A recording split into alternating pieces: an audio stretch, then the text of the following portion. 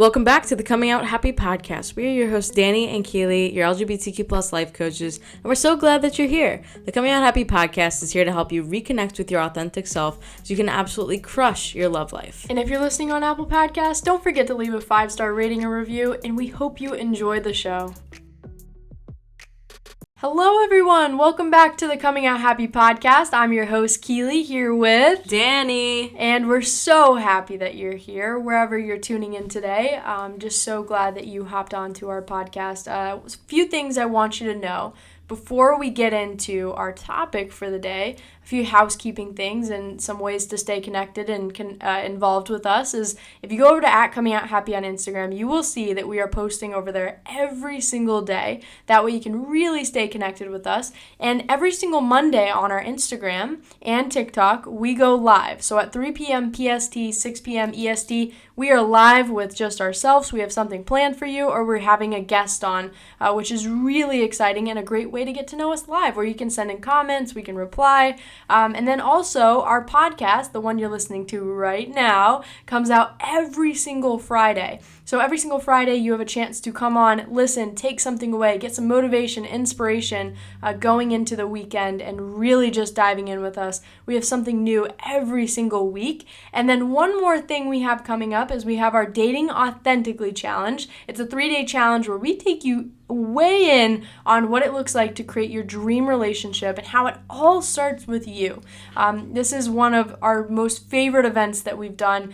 So many great responses from the last time we did it, and really a great time where we are bringing you the energy. So I want you to be a part of that. If you need the details for it, just send us a message on Instagram @ComingOutHappy. Say, hey, I heard about the 3-day challenge. I want the information for it. That way you can reserve your spot. It's coming up April 30th through May 2nd, so don't miss out on that. Promise you don't want to miss it.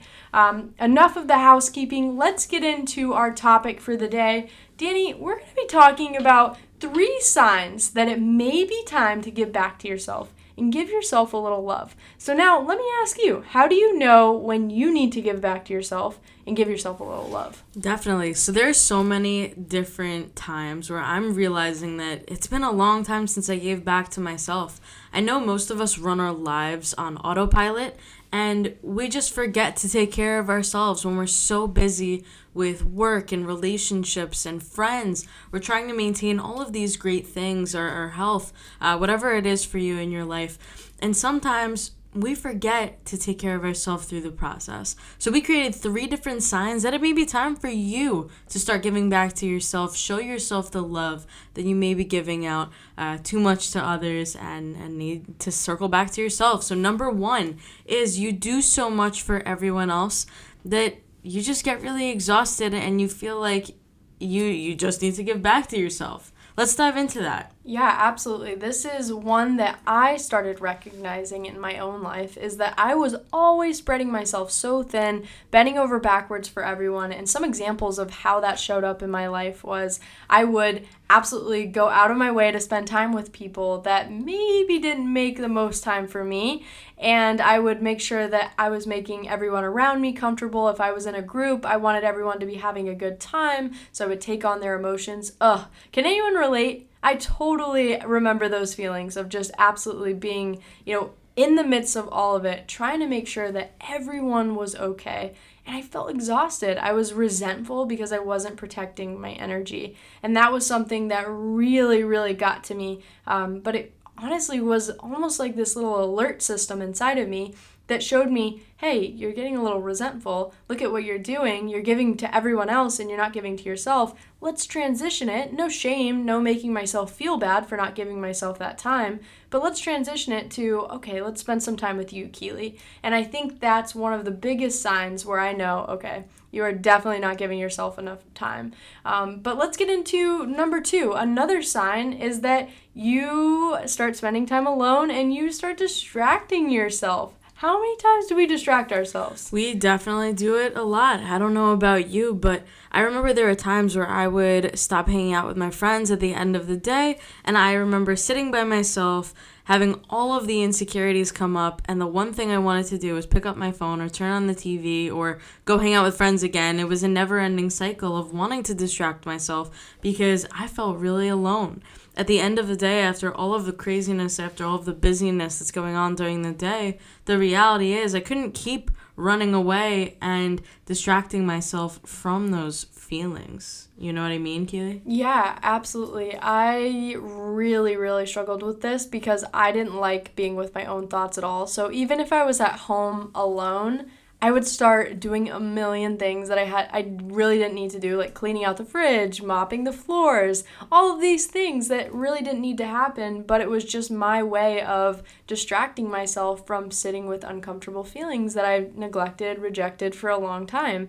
And I think that's what happens a lot of the time, is that we don't want to deal with them, so that could be a sign. Are you distracting? And think about it in your own life. What are the things that you're doing? And maybe you're like, I don't know if this is actually a distraction.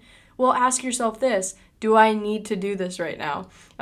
Is it important for me to absolutely get this done, right? Sometimes we got to actually do stuff. We got to get things done, like clean the house. But are you just doing it out of the necessity to avoid your feelings? And that's where I started really connecting with myself, when I started, getting really clear on why I was doing what I was doing. So I like that one a lot. And then our last one, number 3, is you try to be who you think others want you to be. I have definitely struggled with this. You just try to become this person. You start adding layers and elements and parts to you that maybe aren't truly who you are, but you want to fit in. You want to be liked. You want to feel comfortable in a situation. And trust me, I've done this because it is uncomfortable to say something different than especially if you're with a large group, than what everyone else is saying. But when we do this, it's almost in a way that we're not protecting who we really are, right? We're kind of going against who we are, and we're putting ourselves and portraying ourselves in this light, where I've seen this kind of bite me in the butt in relationships, where I've gotten into relationships where I tried to be someone, or I tried to seem like I was perfect. I know that's a big one that we like to talk about.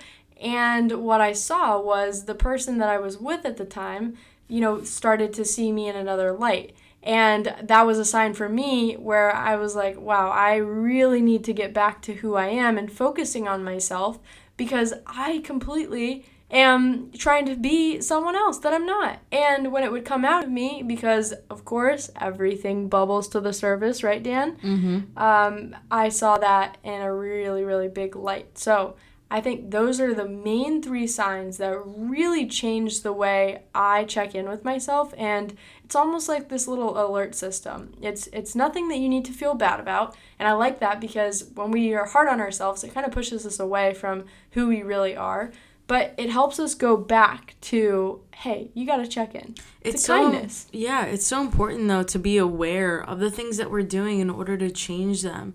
Like I was saying in the beginning of this podcast, most of our life is on autopilot. We don't know when to make different changes in our life until we feel like it's too late and we hit a certain rock bottom. But when we're doing these things, such as giving back to everyone else and forgetting about ourselves, acting in a certain way that doesn't really align with who we are, maybe because we don't even know ourselves yet, or when we're alone, we're distracting ourselves. These are key factors that it's time to get to know yourself. It's time to take a look at yourself and figure out who you want to be, and if there's something that needs to be changed in your life to become the person you want to be. Yeah, I think that's so important. And I hope from today you took this away and you go, okay, I can start setting up my own signs in my life. And this is something small that you can do to start reconnecting back to who you are. And it may seem like something so small, but watch how it transformed your life in such a big way, where you can start doing this, right, and building these signs and this little alert system inside of you, so that you can really start stepping into who you are, so that you can really start using your voice. You can start embracing yourself in all situations, all areas. And that's the goal at the end of the day, right? Danny and I work with so many people that come to us from toxic relationships, that come to us from, self-betrayal, from all of these things that, hurt, that don't feel good. We've been hiding for a long time. Danny and I have been through it as LGBTQ+ people. And that's why we speak from the heart. We speak from what we know and what we feel. and what we felt in the past, because we've been there, right? We've been there where we felt completely lost and not knowing where to turn, and that's what we help you get out of. So if you are like, I love this podcast and I want a little bit more, just send us a message on Instagram. We can definitely chat about how we can support you directly and talk about what you're going through and how we can help you through it, because that's what we're here for at the end of the day. We just want to be of support. We want to be able to provide that guidance that we didn't have when we were going through it. So we're here for you. I hope that you got so many takeaways from today's podcast, really diving in with us and just knowing that you don't have to do this alone. I think that's the biggest one. But if you have any questions at all, make sure you send us a message on Instagram at Coming Out Happy. I'd love to hear your takeaway, and I can't wait to hear from you. I hope you have a great day. Thanks so much for listening to this podcast.